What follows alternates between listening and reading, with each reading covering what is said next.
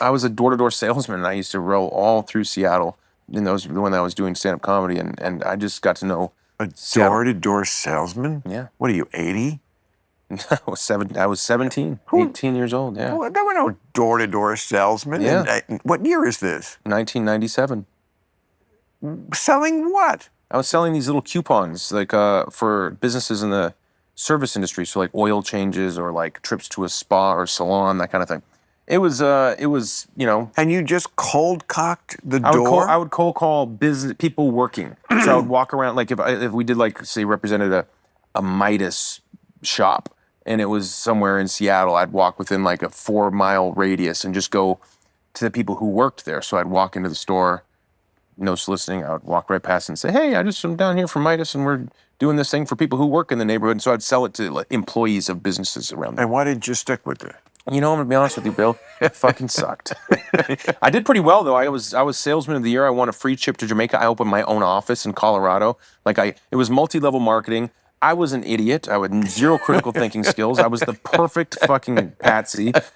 And honestly, I thought I was set for life until I realized everyone else who answered that ad was smarter than me, and they didn't buy it. And I was like, but like the biggest sale you do in that job is selling yourself that this is something that's going to help you. I remember when I wanted to quit, I called the guy who had hired me, and I said, man, I'm just dying out here. I'm dying. I'm in debt. I can't keep anybody on.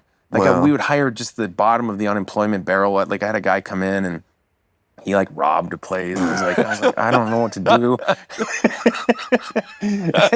and he said to me, I remember Greg. I won't say his last name, but that's not good. Yeah, I was like, oh, shut up. And I literally hired a guy who was a 2-time convicted violent felon. Here it is. The spit take. I got one. We have a whole reel. Yeah. And he was on the house. He was like on a kind of house arrest situation, like living in a home. And he was like, called me and they were like, listen, we need him. By the way, he was, I'll get to this, but he was an amazing guy. Like he taught me so much. Sounds it. He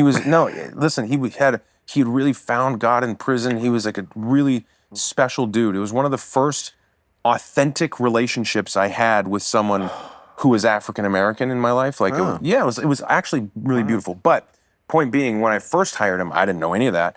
And he was living in like a halfway house, and the guy was like, "Hey, we need him to be supervised at all times." And we were like, "Oh yeah, for sure. That's what we do."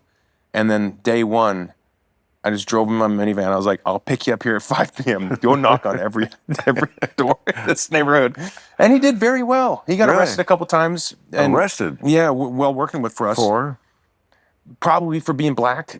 He was down in Olympia and he was knocking on doors, and someone got scared and called the cops, and the cops came and they were like, hey, someone was scared, which I think a lot of times when people who are arrested who are black, it's because someone who was scared of them called the cops, and then the cops, all they know is we got a report of a guy who's suspicious, and they come and arrested him.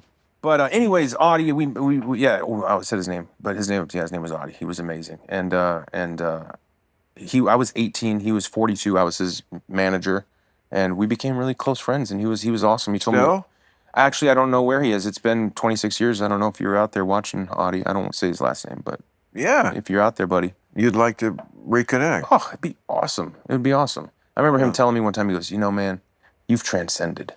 I was like, that's amazing. I was like, I don't know what that means, but I think I know what it means, and he's not wrong.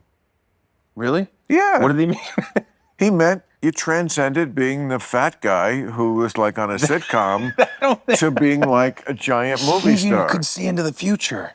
Well, he said it before that? He said it when I was 18, yeah. Oh, well.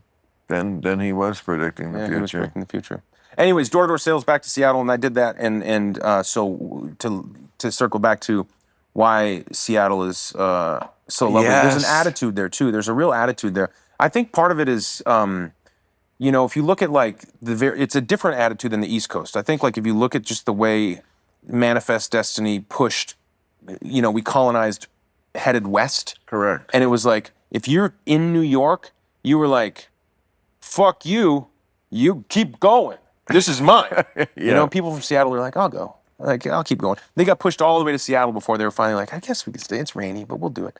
You know, it's like there's a toughness, but also a politeness on the surface. So like people can handle a lot. It reminds me a handle the little weather. of Chicago in the sense that it's like Seattle is a big city. Right. Like you forget, like when you fly into Seattle, like a lot of cities in this country, and I've been to them all. I mean, there's a little downtown with some tall buildings. Seattle's big. It's a big and it's like the gateway to a lot of the, commerce to Asia, which is a lot of the commerce. Yeah. It's big. Yeah. And rich. But and so is Chicago, but it doesn't have the bad New York attitude. Yeah. You know, I Doesn't have lived the in New attitude. York twice, and I love New York. It's kind of my roots. I grew up across the river, and New York teams still root for them and all that. But it was never. I never vibed with that city. It was not my city. Yeah. I like visiting, but I vibed here. You Yeah. know, like we're back to that. California, babe. I've never vibed in any city really. I'm not a fan of, because I think that like for me, I like nature. I want to like you walking here and through your grounds, nice. beautiful. That beautiful Yeah. sycamore, all those oak trees, it's just gorgeous. I love that because it's, and as a believer, it's the creation, and I'm looking at this creation, and I'm like, and it points me towards the Creator. Whereas I go to a city, they're all man-made creations, and it points me towards men, and I'm like, eh. You know, the Creator put some pot plants out there too. Did you Did know they? that? The Creator's been busy. Do you smoke the pot that you grow? Correct. Is that right? That's kind of cool. Yes. That's cool. That's talk about getting high on your own supply. Literally. Yeah. Yeah. You. Who else can I trust? Right. Not to spike my pot. There you go. Well, you can't trust the Woods. That's your pot company. That's you do my pot store that Woody Harrelson Woody and I own and- on Santa Monica And Boulevard. Dean, are you with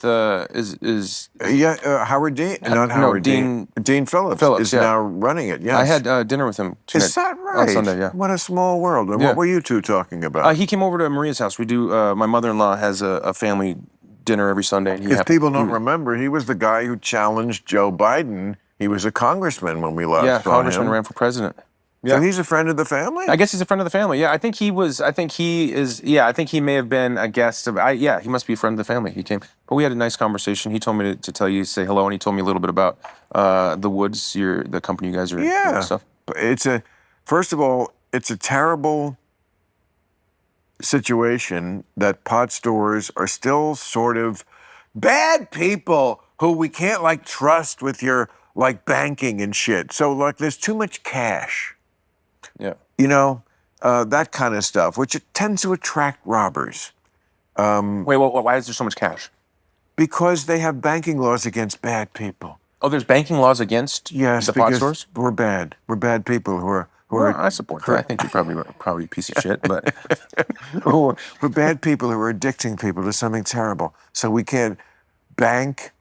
It's all, it's just the kind of bureaucratic bullshit that makes us... It's really interesting that they choose to throw a conscience in that aspect of capitalism. Exactly.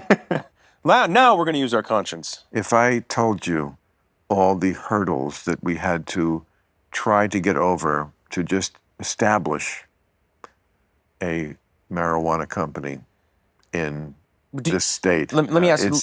it's just ridiculous. They do not make it easy. Do you think that is because of big tobacco or someone who would like to kind of No, that's because of turn pot into the new Bud Light or something, and they just want to make it difficult for the mom and pop shops to be that is suppliers? because of big Democrats.